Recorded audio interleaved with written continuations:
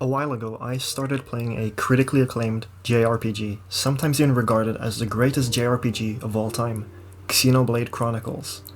As I waited for the game to load up, I was graced with its title screen, the Monado Sword, in a vast field under the bright blue sky, and along with this imagery, there was a song, the main theme, the piano and its ambience, quietly starting up and then going in full force. This theme is one of my favorite video game songs of all time now, and because of how sensational it sounded, it motivated me even more to play through a game that I already really wanted to play. And all this before even getting into the game. That's what good main themes can do, and that's what I'll be attempting to cover in this video, the power of main themes. P.S. I won't be analyzing it musically, rather just how it's portrayed and how one can experience it, but yeah, hope that helps.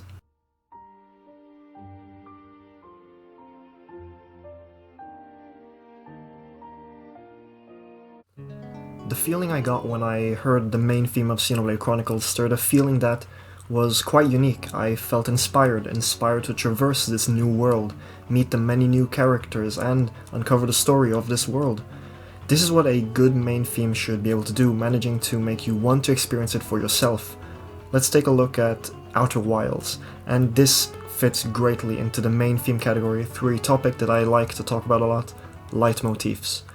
Outer Wilds OST is phenomenal, and I am yet to finish it, but I can describe how its theme fits with my experience from it so far. Outer Wilds soundtrack has a leitmotif, this melody from a banjo, and depending on the song is accompanied with different instruments, be it a tambourine or the sound of whistling. Now, you might be thinking, I'll only hear the main theme at the start of the game. And you're right to think that, because Outer Wilds' title screen theme is also its space theme, and if you don't know it yet, Outer Wilds is a time loop game where you have 22 minutes to explore the solar system before the sun goes boom. And this means that every single time you take your ship into space, you will hear the faint sound of the main theme creep into your ears, and just by hearing this track, there is something about it that just makes me sit back and smile at the screen. Questions fill my head: how big is the solar system? What are the secrets in this universe? What can I do? And will it matter in the end? It's this recurring theme, and along with an intriguing gameplay loop that engrosses me in the world and wanting to discover it, and as I chug along doing whatever I intend to do, the faint leitmotif is always there, inspiring me. As main themes should be inspiring to listen to, sometimes it becomes a bit unclear what exactly is the main theme of the game. What is the song that inspires you to move forward, or what is the actual song that gets you going in the game? Let's take Final Fantasy VII, the original. Is the main theme its Prelude theme, the arpeggio of the harp fading in and out, sounding so soothing? Or is it the main theme literally just the actual main theme of Final Fantasy VII that plays multiple times throughout your journey? Well, although I might be completely wrong, I personally see Final Fantasy VII's opening bombing mission track to be the main theme of the game, or better phrase, the main theme that inspires you to get into the game. I know it is the whole set piece itself that inspires the player rather than just the song, but it plays a significant role in this. The soft melody as the camera pulls back from Aerith with live stream particles, the heavy drums that kick in as you see more of the city, and then as the next melody kicks in, which cuts to a train, to the backdrop, back to the train, and then the percussion gets going, the horns with crashes, and the next melody. Man, FF7's opening is really an S-tier opening, and the music gets you pumped. And you start taking out grunts, and the main theme of saving the planet is shown to you through dialogue and the cutscene, so all the music has to do is get the blood pumping and inspiring you to get stuff done. Well, not really inspiring you, but rather a different feeling to motivate you.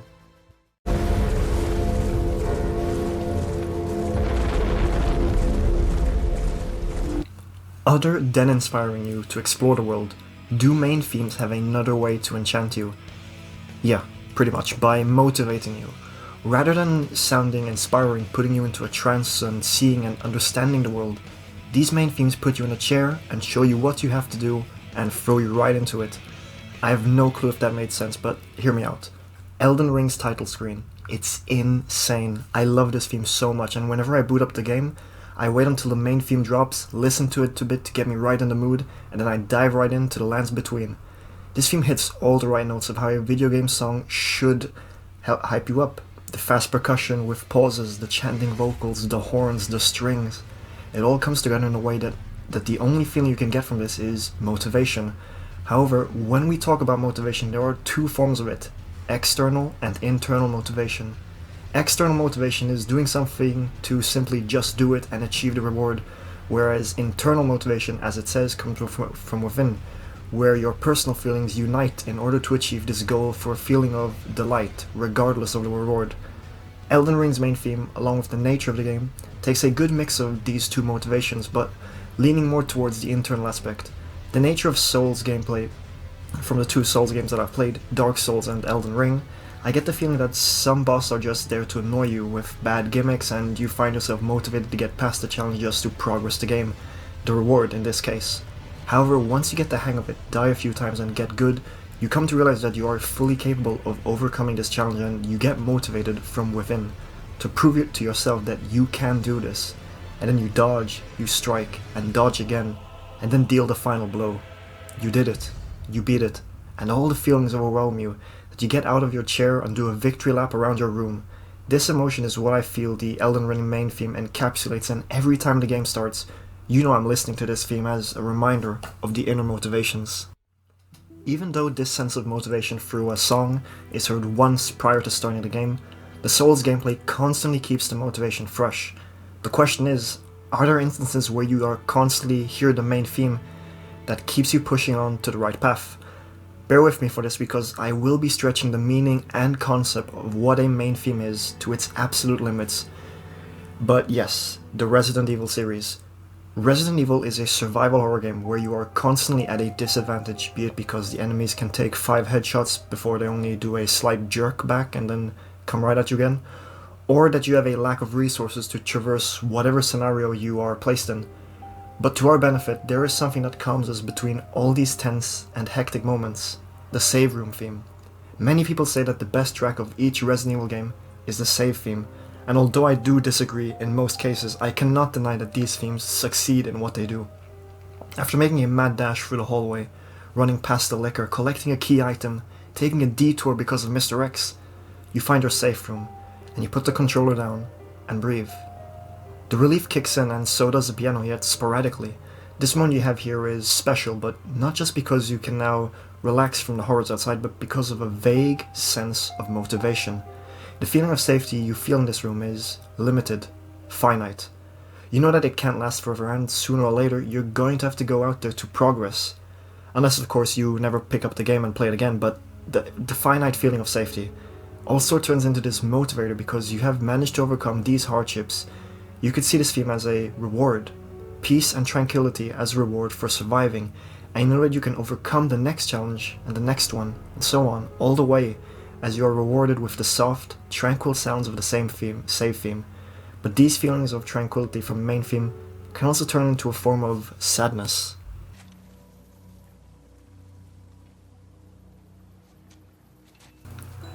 Main themes are deeply connected to the main theme, as in the story theme. The notes and the chords spark emotions that are crafted by its creators, which is something that I've been reflecting this whole video, but there's something different about a theme that makes you feel down.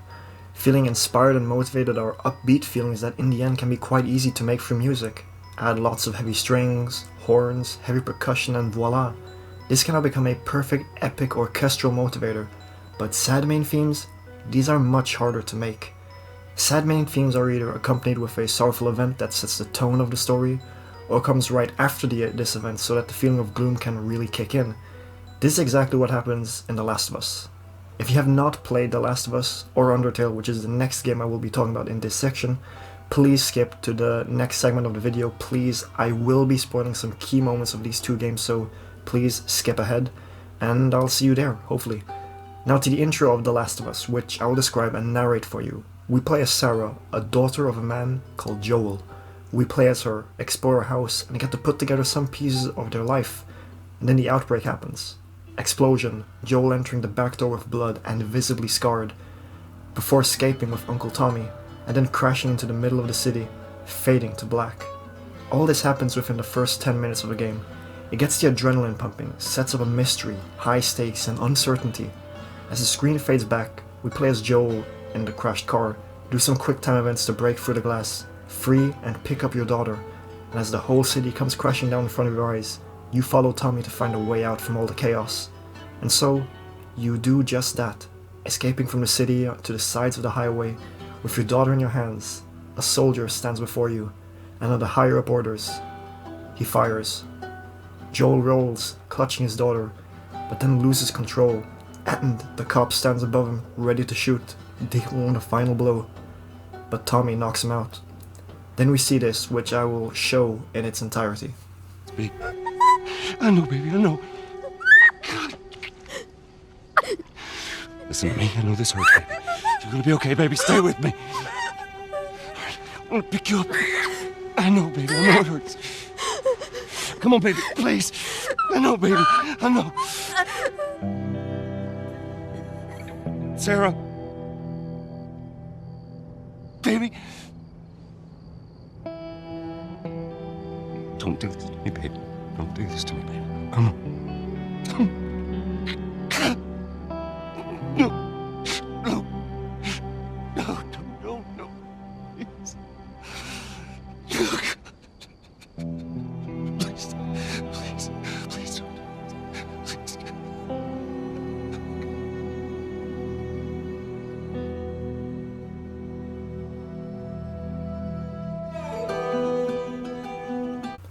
There is no introduction like The Last of Us introduction, and the main theme cements this. This theme is sad, somber, and alone.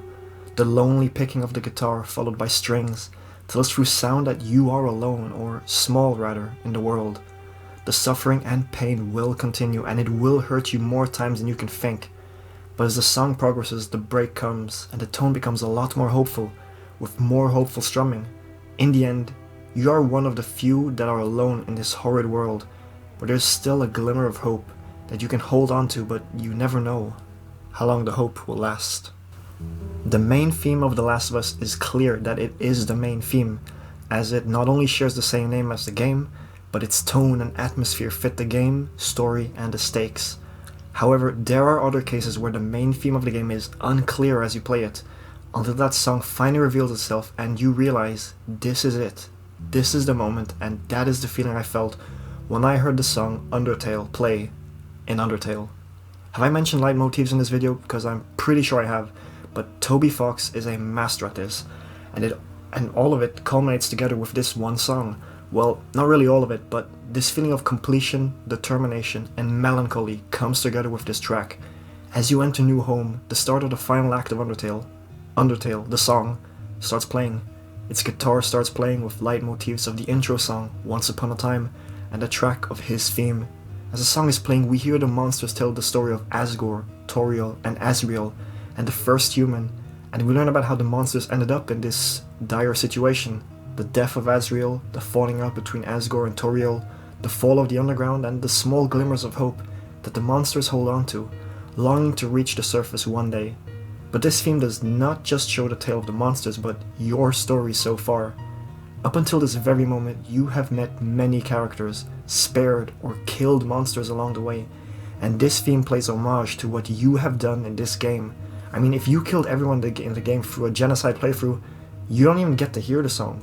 And as you think of the journey you've done, you remember the characters, now friends, that you've made along the way, thinking about whether you made the right choices, and sad that your journey through the underground is coming to an end.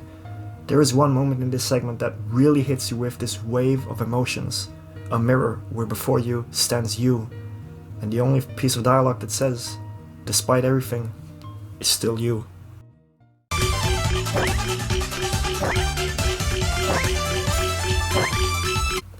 This last section I have is not really a feeling of sorts, but rather when the main theme is recycled or has come full circle in a sense. How the main theme is played again at the end of the game, and now having experienced the story makes you interpret differently compared to when you started the game. Well, I mean, that does happen most of the time in fact, and it could relate to any game, so that wouldn't really be exciting to talk about. Or would it?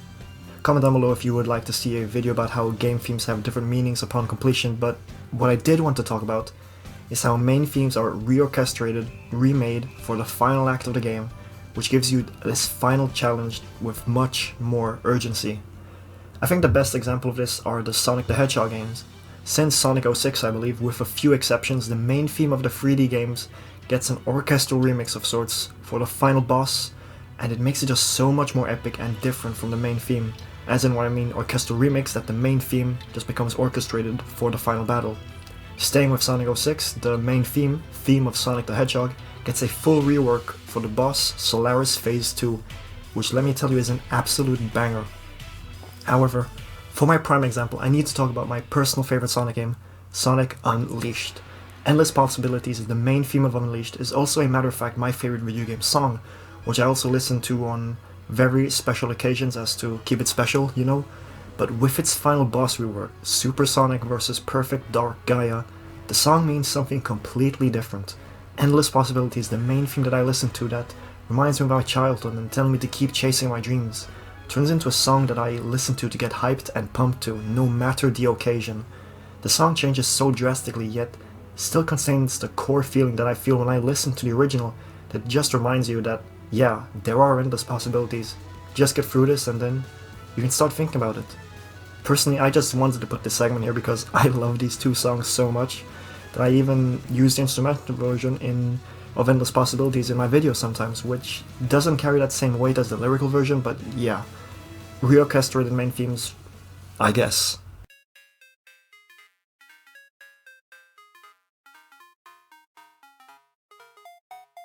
This is setting out to be quite a long video, so let's try and conclude this. Video game main themes have this power around them. A weight that bears emotions, feelings, and thoughts, created by the writers and developers, wanting you to experience their games in a way that they deemed fit, be it through wanting to explore every corner of the solar system and outer wilds, or feeling the sentimentality of your journey in Undertale. There are many ways that these themes can impact us, so in the end, when we think of these times and experiences that we've had in these game worlds, it's the main theme that reminds us of the wonderful stories that we've experienced. And with that, welcome to the end of the video. I really hope that you enjoyed this video on the power of video game themes, I guess. Comment your takes down below, and any support or critiques are heavily appreciated, so yeah. So the next video I want to make will be a review on Monster Hunter Rise, I think, in anticipation of the new expansion Sunbreak, which is coming out at the end of June, so I'll have this out on, I don't know, or maybe I might put out another video on something, but yeah, you can expect the Monster Hunter video 2 weeks from now. I'm pretty sure it'll be out on the 1st of June or something like that, but also, Xenoblade Chronicles is truly an amazing JRPG. I highly recommend it to anyone, but now I'm off to do some more writing. Hope I didn't take away too much time from your day, and I'll hope to see you in the next one. With that, Storm, out.